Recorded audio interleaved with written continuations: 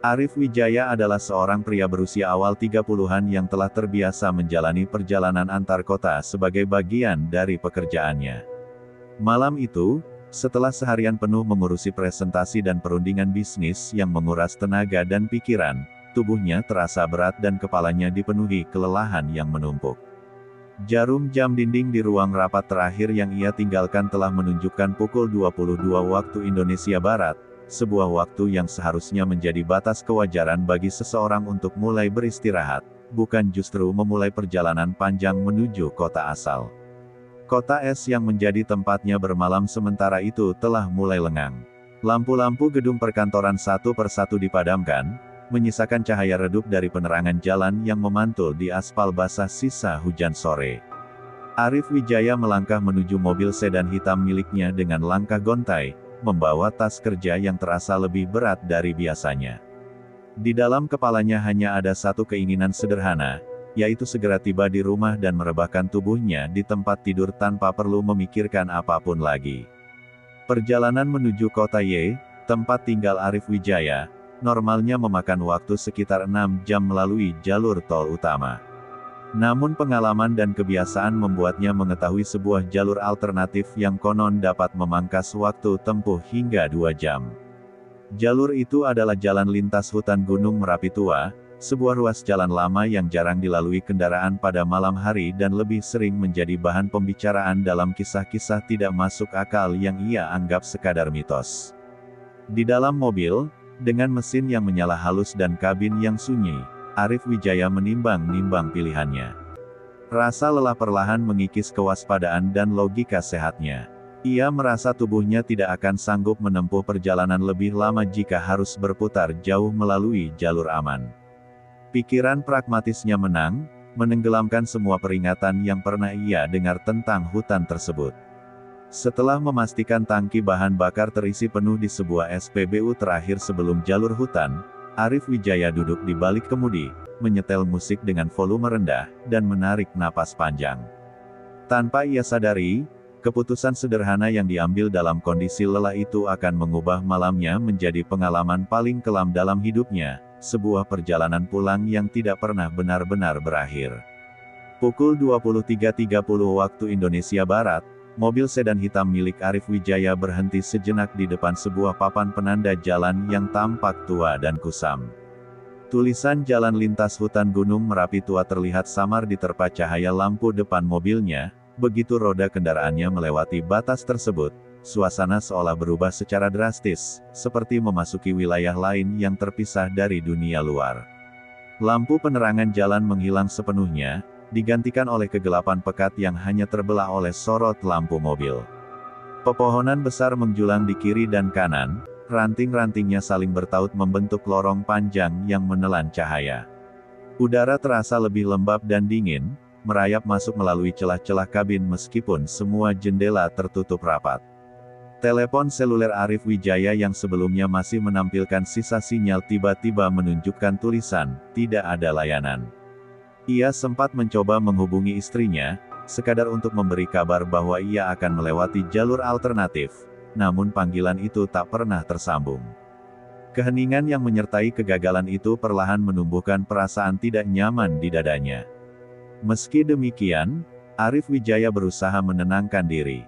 Ia meyakinkan dirinya bahwa semua ini hanyalah efek sugesti dari cerita-cerita lama yang tidak pernah terbukti kebenarannya. Namun keyakinan itu mulai goyah ketika ia menyadari hawa dingin yang merasuk ke kulitnya tidak sebanding dengan suhu malam biasa. Bahkan ketika pendingin udara mobil telah ia matikan. Di kejauhan, lampu mobilnya menangkap sebuah papan kayu kecil di pinggir jalan dengan tulisan larangan berhenti dan membunyikan klakson. Tulisan itu tampak tidak resmi, seolah dipasang oleh tangan manusia dengan niat tertentu. Peringatan tersebut justru menanamkan kecemasan yang lebih dalam di benak Arif Wijaya, seakan ia baru saja melangkah ke wilayah yang tidak menghendaki kehadirannya. Tepat tengah malam, saat penunjuk kilometer menunjukkan angka 17, kesunyian di dalam mobil Arif Wijaya pecah oleh sebuah suara yang nyaris tak terdengar. Suara itu lembut, teratur, dan berasal dari arah yang tidak semestinya. Sebuah ketukan pelan terdengar dari jendela belakang sisi kiri, seperti seseorang yang dengan sopan meminta perhatian. Arif Wijaya menegang. Kedua tangannya mencengkeram kemudi lebih erat sementara matanya melirik cepat ke kaca spion tengah. Pantulan yang ia lihat hanyalah deretan pepohonan yang disinai lampu mobil, tidak ada satupun sosok manusia yang berdiri di luar. Hutan di sekelilingnya tampak sunyi dan mati, seolah tidak pernah dihuni oleh makhluk hidup.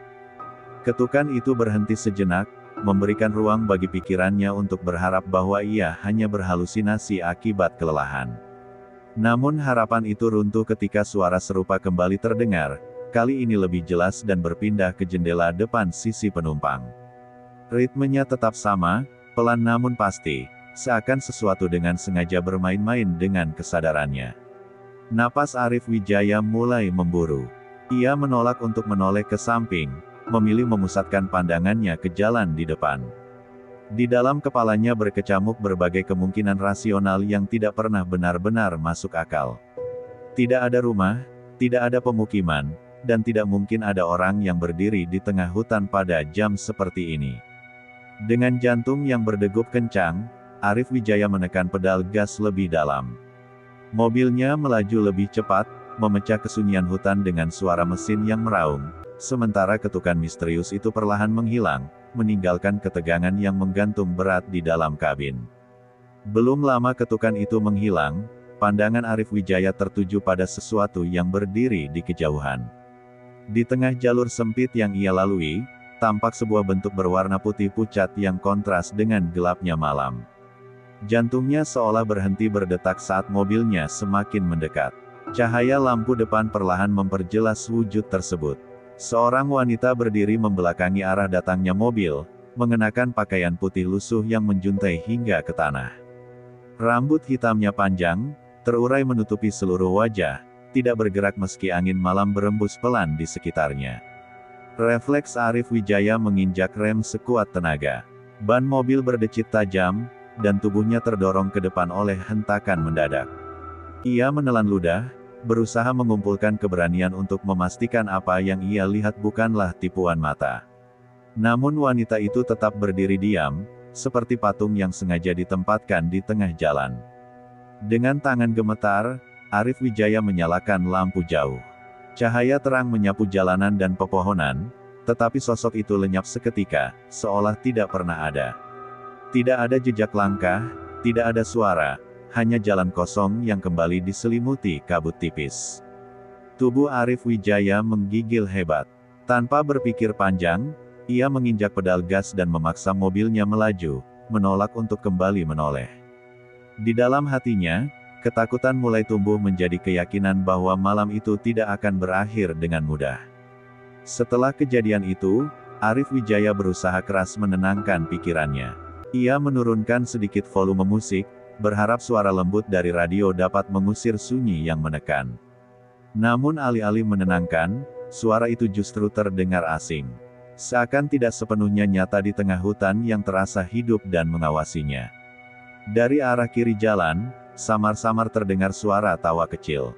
Suara itu ringan, seperti tawa anak-anak yang sedang bermain, tetapi terdengar sumbang dan berulang-ulang. Arif Wijaya menoleh sekilas, hanya melihat barisan pohon yang gelap dan rapat, tanpa satu pun tanda kehidupan. Tawa itu semakin jelas, seakan bergerak mengikuti laju mobilnya. Kadang terdengar dari kiri, kadang dari kanan, lalu menghilang sebelum muncul kembali di belakang.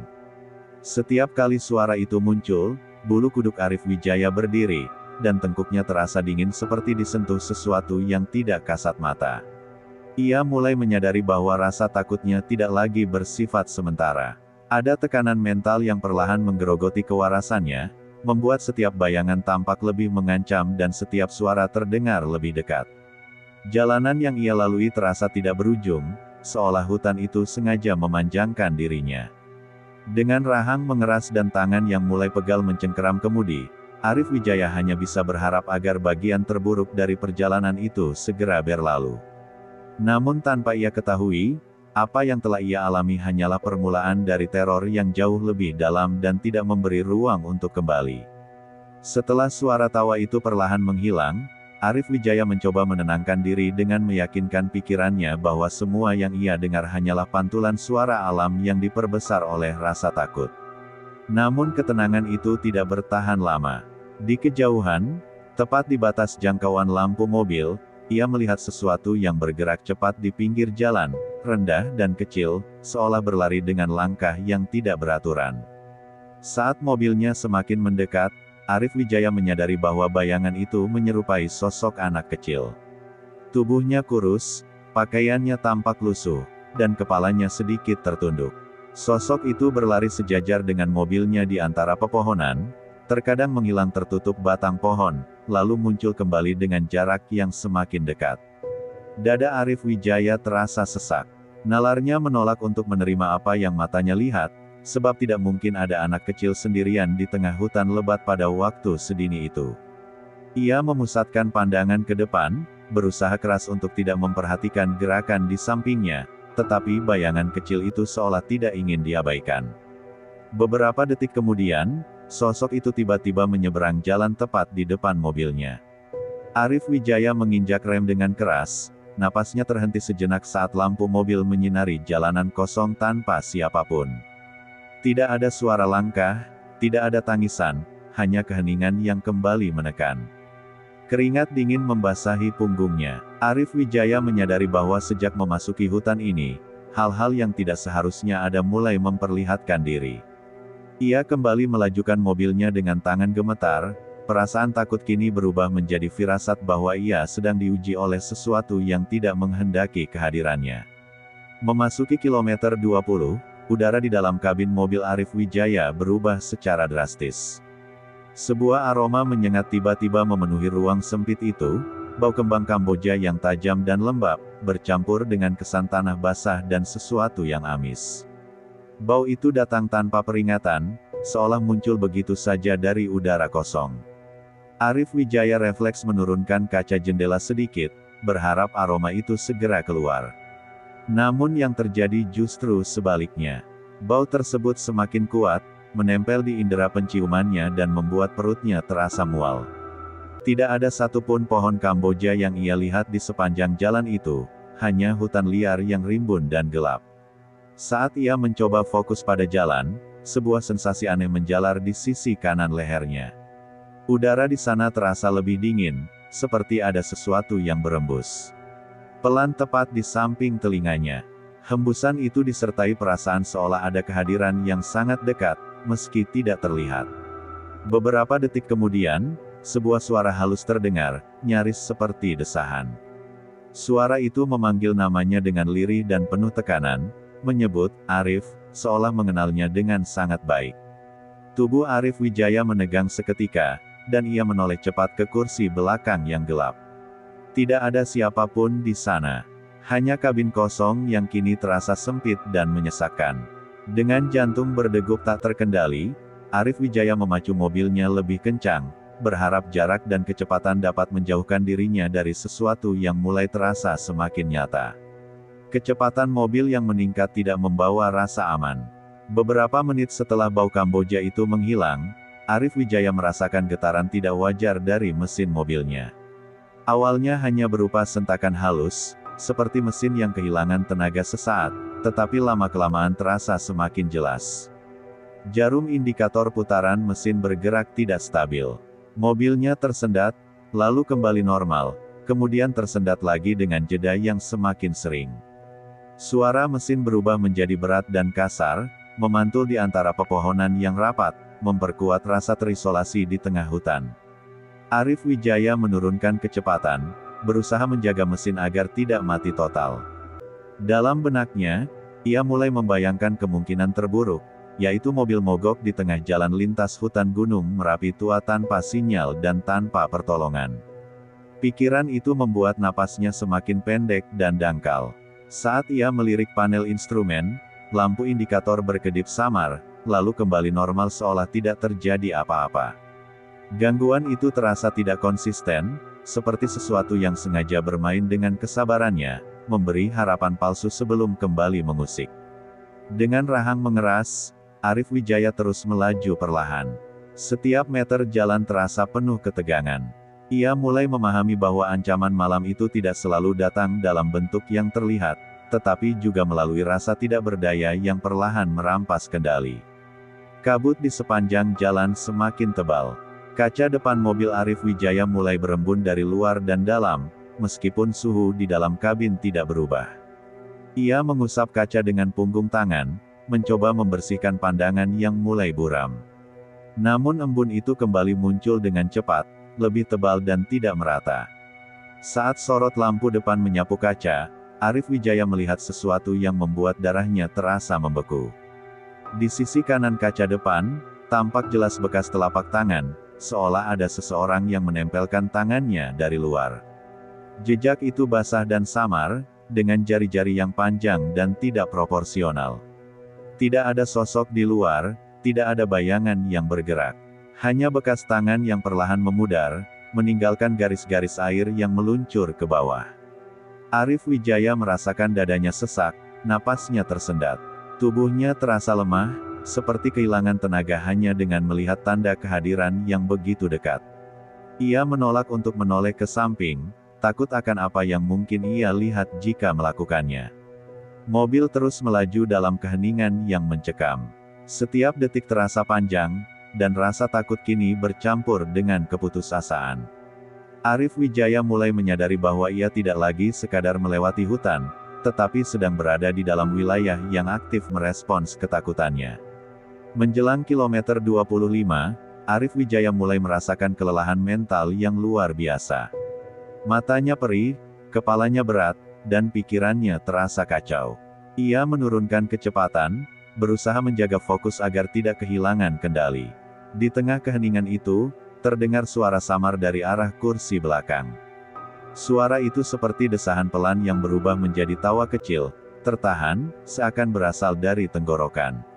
Seseorang yang menahan kegirangan. Suara tersebut begitu dekat, seolah berada tepat di belakang sandaran kursinya.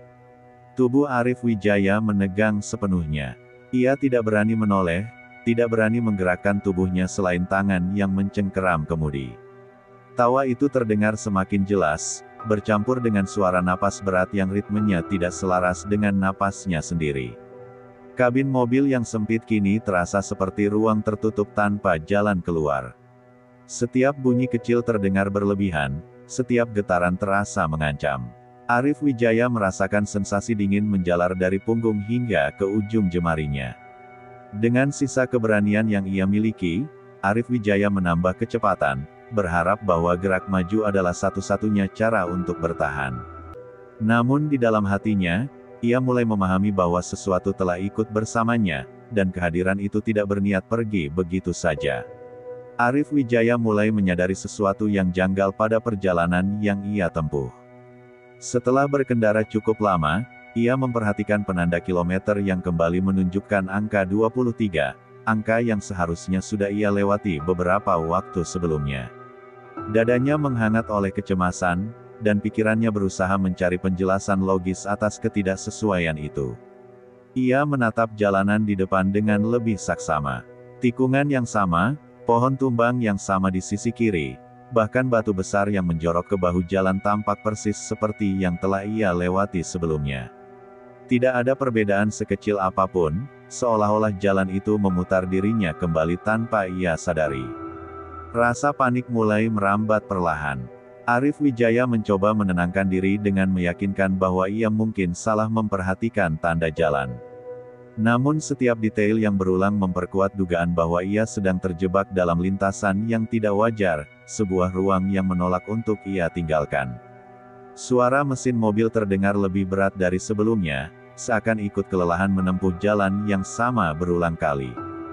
Di luar, hutan tampak semakin rapat, dahan-dahan pohon membentuk bayangan yang menyerupai sosok-sosok diam yang memperhatikan pergerakannya.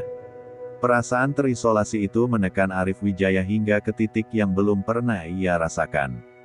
Ia mulai memahami bahwa bukan hanya tubuhnya yang diuji malam itu, tetapi juga kesadarannya, dipaksa bertahan di dalam ruang yang perlahan melipat realitas.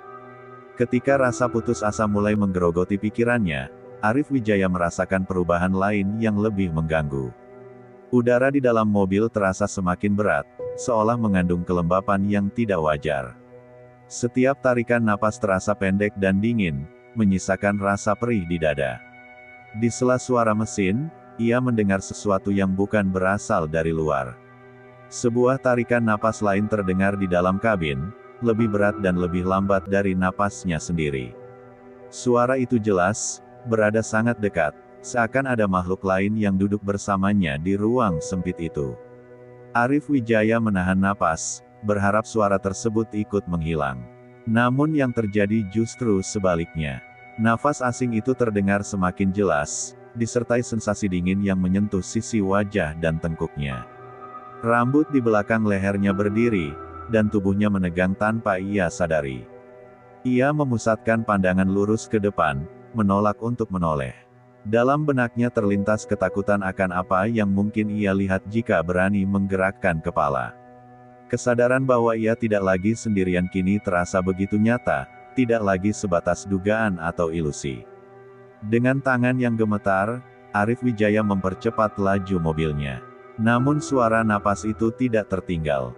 Ia tetap terdengar di dalam kabin, setia mengikuti setiap detik perjalanan yang terasa semakin menyesakan. Saat melewati tikungan tajam, Arif Wijaya tanpa sadar melirik kaca spion tengah. Apa yang ia lihat, membuat seluruh tubuhnya terasa kaku. Pantulan di kaca itu tidak sepenuhnya mencerminkan kondisi di dalam mobil sebagaimana seharusnya. Di kursi belakang, tampak bayangan samar yang lebih tinggi dari tubuhnya sendiri. Sosok itu duduk tegak, kepalanya hampir menyentuh atap mobil. Wujudnya buram, seolah tidak sepenuhnya berada di dunia yang sama, namun cukup jelas untuk dikenali sebagai kehadiran lain. Arif Wijaya mengedipkan mata, berharap apa yang ia lihat hanyalah efek kelelahan. Namun pantulan itu tetap ada. Bahkan, pada detik berikutnya, dua titik cahaya kemerahan muncul di area wajah sosok tersebut, menatap lurus ke arah pantulan matanya sendiri. Rasa mual yang hebat menyerangnya. Perutnya bergejolak, dan kepalanya terasa ringan seperti akan pingsan. Ia memalingkan wajahnya dari kaca spion, jantungnya berdegup begitu keras hingga terasa di telinga. Ketika ia memberanikan diri melirik kembali, pantulan itu telah menghilang. Kursi belakang kembali kosong, namun rasa dingin dan tekanan di udara tidak berkurang. Arif Wijaya menyadari bahwa apapun yang ia lihat tidak pergi, melainkan memilih untuk tidak lagi memperlihatkan diri. Setelah kejadian di kaca spion, suhu di dalam mobil berubah drastis. Udara terasa jauh lebih dingin, menusuk hingga ke tulang. Napas Arif Wijaya terlihat samar, mengembun di udara kabin, sesuatu yang seharusnya tidak mungkin terjadi. Tanpa ia sentuh, sistem pendingin udara menyala dengan sendirinya.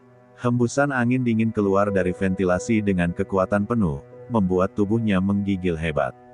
Arif Wijaya mencoba mematikannya, tetapi panel kontrol tidak merespons. Bau amis mulai tercium kembali, lebih kuat dari sebelumnya, bercampur dengan aroma tanah basah yang menyengat. Bau itu membuat tenggorokannya terasa kering dan kepalanya berdenyut. Setiap tarikan napas membawa rasa mual yang semakin parah. Di tengah dingin yang menusuk itu, Arif Wijaya merasakan tekanan di dada, seperti ada beban tak kasat mata yang menindihnya. Perasaannya diliputi ketakutan murni, tanpa ruang bagi logika atau penyangkalan. Ia menggenggam kemudi dengan sisa tenaga, memaksakan mobil untuk terus bergerak. Di dalam pikirannya, hanya ada satu harapan sederhana, yaitu keluar dari hutan ini sebelum dirinya benar-benar runtuh. Pada titik itu, Arif Wijaya tidak lagi mencoba mencari pembenaran rasional. Semua yang ia alami telah melampaui batas kewajaran. Setiap gangguan, setiap tanda, menyatu menjadi satu kesimpulan yang tidak ingin ia terima sejak awal. Ia menyadari bahwa dirinya telah menjadi pusat perhatian sesuatu yang mendiami jalan lintas hutan Gunung Merapi tua. Kehadirannya bukan sekadar kebetulan, melainkan sebuah undangan yang tanpa sadar ia penuhi dengan keputusannya sendiri. Kesadaran itu menghantamnya dengan keras, membawa rasa bersalah dan penyesalan yang mendalam. Ia merasa kecil dan tidak berdaya di hadapan kekuatan yang tidak ia pahami, terjebak di wilayah yang memiliki aturan sendiri. Di luar mobil, kabut semakin tebal, menelan jarak pandang hingga hanya beberapa meter ke depan. Jalanan tampak menyempit, seolah hendak menutup dirinya di dalam pelukan hutan yang dingin dan sunyi. Dengan sisa keberanian yang hampir habis, Arif Wijaya terus melaju. Namun ia tahu, bagian terburuk dari perjalanan itu belum terjadi. Apa yang menunggunya di depan bukan lagi sekadar gangguan, melainkan puncak dari jerat yang telah lama disiapkan. Tanpa peringatan apapun, mobil sedan hitam yang dikendarai Arif Wijaya tersentak keras, seolah dihantam dari bawah. Mesin mendadak kehilangan tenaga, jarum putaran mesin jatuh ke posisi nol, dan suara mesin yang sejak tadi menemaninya lenyap begitu saja. Mobil itu berhenti total di tengah jalan lintas hutan Gunung Merapi tua, tepat di area hutan yang paling lebat dan gelap. Arif Wijaya mencoba memutar kunci kontak berulang kali. Mesin hanya merespons dengan bunyi klik pendek yang lemah, seakan menolak untuk hidup kembali. Dalam kepanikan, ia meraih gagang pintu dengan niat keluar dari mobil, namun saat itu pula terdengar suara mekanis yang nyaring. Seluruh pintu mobil terkunci bersamaan, mengurung dirinya di dalam kabin. Keringat dingin mengalir deras di pelipisnya. Ia menekan tombol pembuka kunci, memukul panel pintu, dan menarik gagang dengan putus asa, tetapi semua upaya itu sia-sia. Mobil itu kini bukan lagi ruang aman, melainkan perangkap yang sengaja menahannya tetap di tempat. Di luar, hutan tetap sunyi, seolah tidak ada apapun yang terjadi. Tidak ada angin, tidak ada suara serangga, hanya keheningan yang menekan telinga. Arif Wijaya menyadari bahwa ia benar-benar sendirian, tanpa pertolongan, dan tanpa jalan keluar. Kesadaran itu menghantamnya dengan keras. Rasa takut berubah menjadi kepanikan murni, sementara napasnya tersengal dan pandangannya mulai kabur. Ia terjebak, dan sesuatu di luar sana tahu persis bahwa ia tidak bisa melarikan diri. Pendingin udara mobil tiba-tiba menyala dengan sendirinya pada suhu paling rendah. Hembusan dingin keluar deras, membuat kaca-kaca mobil mengembun dalam hitungan detik. Napas Arif Wijaya tampak jelas di udara kabin yang kini terasa seperti ruang pendingin. Bau amis yang pekat memenuhi mobil, lebih kuat dari sebelumnya. Aroma darah, tanah basah, dan sesuatu yang membusuk bercampur menjadi satu, membuat kepalanya pening dan perutnya bergejolak. Ia menutup hidung dengan tangan, tetapi bau itu seolah berasal dari dalam dirinya sendiri. Dari sisi jendela penumpang, terdengar suara gesekan pelan. Arif Wijaya menoleh dengan tubuh gemetar dan melihat sesuatu yang membuat darahnya terasa berhenti mengalir. Sebuah telapak tangan basah menempel di kaca, jari-jarinya panjang dan kaku, meninggalkan bekas yang jelas dan perlahan meluncur ke bawah. Satu demi satu, sidik jari lain muncul di kaca-kaca mobil, seolah banyak tangan mencoba meraih ke dalam. Tidak ada wajah, tidak ada tubuh, hanya jejak kehadiran yang nyata dan tidak terbantahkan. Arif Wijaya menutup mata, menjerit tanpa suara, dan memukul setir dengan putus asa. Tekanan di udara semakin berat. Kabin terasa menyempit, seolah mobil itu sendiri ikut menutup dirinya. Arif Wijaya berada di ambang kehancuran, tubuh dan pikirannya tidak lagi mampu menahan teror yang menyerangnya dari segala arah. Di tengah kepanikan itu, suara tawa terdengar kembali dari dalam mobil. Kali ini bukan lagi samar, melainkan jelas dan dekat. Tawa itu berat, tertahan, bercampur dengan suara napas yang tidak manusiawi, seolah berasal dari tepat di belakang kepalanya. Arif Wijaya merasakan sesuatu menekan sandaran kursinya dari belakang. Ada beban yang tidak terlihat, membuatnya sulit bergerak. Bisikan-bisikan pelan terdengar di kedua telinganya, saling tumpang tindih, menyebut namanya berulang kali dengan nada yang tidak lagi memilukan, melainkan puas. Ia tidak lagi mampu membedakan mana suara nyata dan mana yang berasal dari pikirannya sendiri. Air mata mengalir tanpa ia sadari, bercampur dengan keringat dingin yang membasahi wajahnya. Dalam kondisi itu, Arif Wijaya hanya mampu melakukan satu hal yang tersisa baginya. Dengan suara parau dan tubuh gemetar, ia berdoa dalam hati. Doa itu keluar tanpa susunan yang rapi, hanya permohonan sederhana agar ia diberi kesempatan untuk keluar dari hutan tersebut, apapun syaratnya. Sesaat setelah doa itu terucap, tekanan di dalam mobil perlahan berkurang. Suara tawa melemah, berubah menjadi desahan panjang yang akhirnya lenyap, meninggalkan keheningan yang terasa berbeda dari sebelumnya. Di kejauhan, Arif Wijaya melihat sesuatu yang tidak ia lihat selama berjam-jam.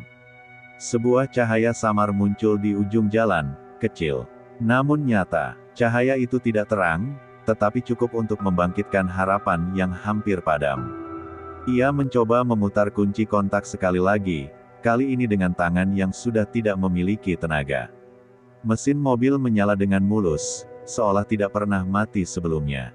Pendingin udara berhenti dengan sendirinya, dan bau amis perlahan menghilang. Tanpa menoleh ke kaca spion atau ke jendela, Arif Wijaya menginjak pedal gas dan melajukan mobilnya secepat mungkin. Jalanan yang sebelumnya terasa tidak berujung kini perlahan berubah, pepohonan mulai jarang, dan kabut mulai menipis. Ketika mobilnya akhirnya keluar dari jalan lintas hutan Gunung Merapi tua dan memasuki jalan raya utama, langit di ufuk timur mulai memucat. Pada saat yang sama, suara azan subuh berkumandang dari kejauhan, memecah sisa keheningan malam. Arif Wijaya menangis dalam diam. Ia selamat, setidaknya secara fisik. Namun jauh di dalam dirinya, ia merasakan firasat bahwa malam itu belum sepenuhnya berakhir. Arif Wijaya tiba di rumah dalam keadaan kosong secara emosional. Ia memarkir mobilnya tanpa menoleh ke belakang, lalu masuk ke rumah dengan langkah gontai. Malam itu, ia tidak menceritakan apapun kepada siapapun, hanya merebahkan diri dan jatuh ke dalam tidur yang gelisah. Keesokan paginya, di bawah cahaya matahari yang seharusnya membawa rasa aman, Arif Wijaya memberanikan diri memeriksa mobilnya. Saat membuka pintu belakang, matanya tertuju pada sesuatu yang membuat tubuhnya lemas seketika. Di celah pintu, terselip sehelai kain kafan kotor, lembab, dan berbau tanah. Dengan tangan gemetar, ia menarik kain itu dan menjatuhkannya ke aspal. Tidak ada penjelasan logis yang mampu ia terima. Rasa takut yang sempat mereda kembali menyergap dengan kekuatan penuh, disertai kesadaran bahwa sesuatu telah mengikutinya pulang. Seorang kenalan yang memahami urusan spiritual akhirnya didatangkan. Tanpa diberi penjelasan panjang, orang itu hanya menatap Arif Wijaya dan bertanya dengan suara berat siapa yang telah ia bawa pulang dari hutan larangan. Jawaban itu tidak perlu diucapkan, karena keduanya telah mengetahui kebenarannya. Kisah ini berakhir dengan Arif Wijaya yang harus meninggalkan rumahnya, menjalani ritual pembersihan total, dan memutus ikatan dengan sesuatu yang menumpang dalam hidupnya. Perjalanan pulang malam itu bukanlah akhir dari segalanya, melainkan awal dari teror yang mengajarkannya satu hal penting, tidak semua jalan pintas layak untuk dilalui.